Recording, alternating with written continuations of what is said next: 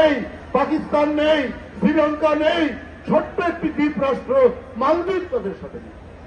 ওদের সাথে কেউ বন্ধুত্ব করতে পারে না, কারণ ওরা মুখে যাই বলুক, ধর্মনিরপেক্ষ বলুক আর সেকুলার বলুক, ওদের মনের ভিতরে হচ্ছে কট্টর কট্টর হিন্দুত্ববাদী হিংসা ছাড়া ওদের মধ্যে কিছু নেই।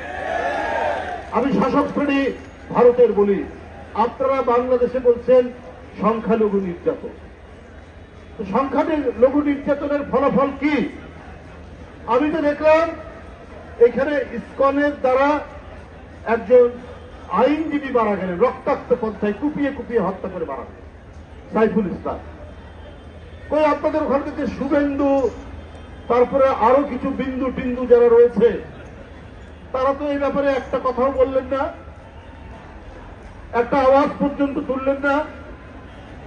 মানুষ মারা গেল তো বাংলাদেশের মানুষ, সে মুসলিম, একজন আইনজীবী, তাকে মেরে ফেলা হলো, কোনো কথা নেই। তাহলে প্রতিদিন বাংলাদেশে সংখ্যালঘু নির্যাতন দিল্লি থেকে কলকাতা পর্যন্ত, এই যে এক ভয়ঙ্কর মিথ্যা কথার বেষ্টনী তৈরি করে গোটা বিশ্বকে বিভ্রান্ত করার যে প্রচেষ্টা চালাচ্ছেন, সেটাতে কোনো লাভ হবে না।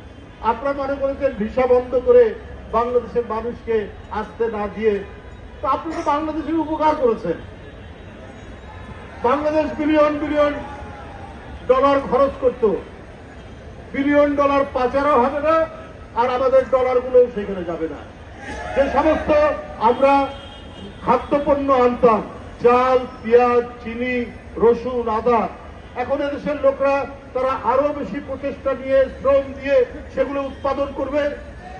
আমাদের ডলার সেখানে যাবে না, আমাদের ফরেন রিজার্ভ আরো বাড়বে। এটা তো আমাদেরই লাভ হলো।